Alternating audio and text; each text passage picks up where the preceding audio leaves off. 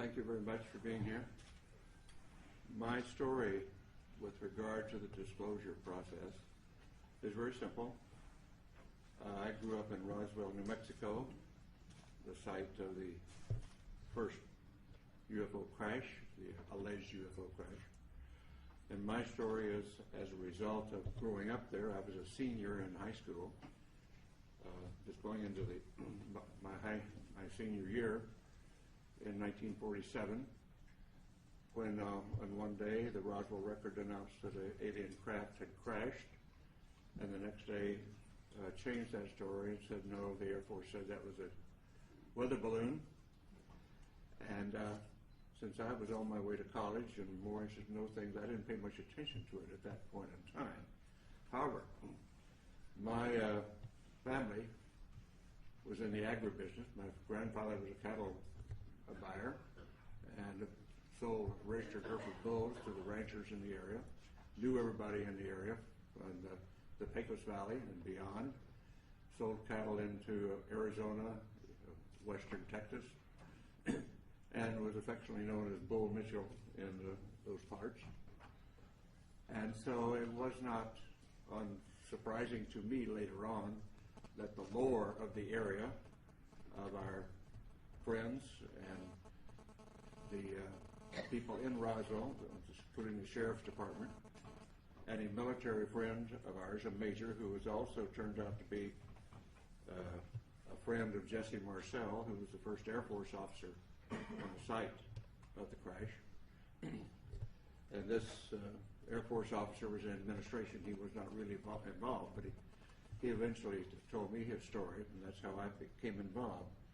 So after my Apollo flight, I did very little. I knew nothing but the lore of the region up until that point. But after my Apollo flight, when I was back in the area and visiting relatives and friends, some of the people in the area who had been involved, what I call the old-timers, who were involved in the 1940s, 1947, and subsequent with the Roswell crash, and people like in the sheriff's department who had been to the crash site and were supervising traffic.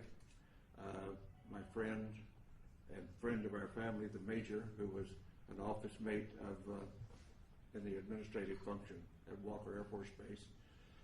These folks, because they had been shushed and told not to talk about their experience by military authority in those days, and on dire consequence if they did, felt that here in the 70s, many years later, that they didn't want to go to the grave with their story. They wanted to tell somebody reliable. And being a local boy and having been to the moon, they considered me reliable enough to whisper in my ear their particular story and their association with the Roswell crash, including the family of the undertaker who provided coffins for the alleged alien victims, and others on site who had been involved or knew the story. And of course, eventually I ran into Jesse Marcel Jr., the son of the Jesse Marcel, who was the first military officer on the site, and knew his story, and I knew his story well, and we became friends in later years in this disclosure movement. And at some point, about 10 years ago, and I can't remember what date it was right now, when the disclosure movement was going strongly, I came here to Washington with a Navy commander by the name of Will Miller and Dr. Stephen Greer, and we were able to get an appointment at the Pentagon to talk about what we knew, or what we allegedly knew, what we thought we knew, and went and told our story. And the powers that be at the Intelligence Committee of the Joint Chiefs of Staff listened to our story and said, the Admiral said, well, I don't know that story. I don't know that that's true, but I will find out. So we departed, went on our way, and subsequently learned through Dr. Greer and through Will Miller, and that those stories have been confirmed, and that the admiral had been denied access when he tried to get into the inner workings of that process. And we had confirmation of that, although that admiral now denies the fact that this is the fact. So my story is essentially that. I do have no first-hand experience with the ET effort, except the fact that I know all of these research people that you'll hear from today, and some who are not here today, who have spent a long amount of their lives and time doing research into the alien visitation, UFO crashes, and so forth. And I urge that those who are doubtful read the books, read the lore, and start to understand what has really been going on, because there is no doubt we are being visited. And as a person who is a part of the first generation of being a spacefarer of our civilization and having gone to the moon, and realizing that I do and many of us do now, that have seen the Hubble pictures from space, the universe that we live in is much more wondrous, exciting, complex, and far-reaching than we were ever able to know up to this point in time. And the fact we have wondered, were we alone in the universe forever?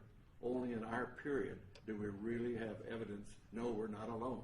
We're just one planet with intelligent life on it, and probably it is time, now that we are spacefarers on our planet, that we get active, because we're really universal beings, and in the long stretch of things, if we think about it in the longest possible range, we realize, and I realize this from my studies in astronomy and astrophysics, our sun will burn out in due course, and we have to be off this planet if our species is to survive.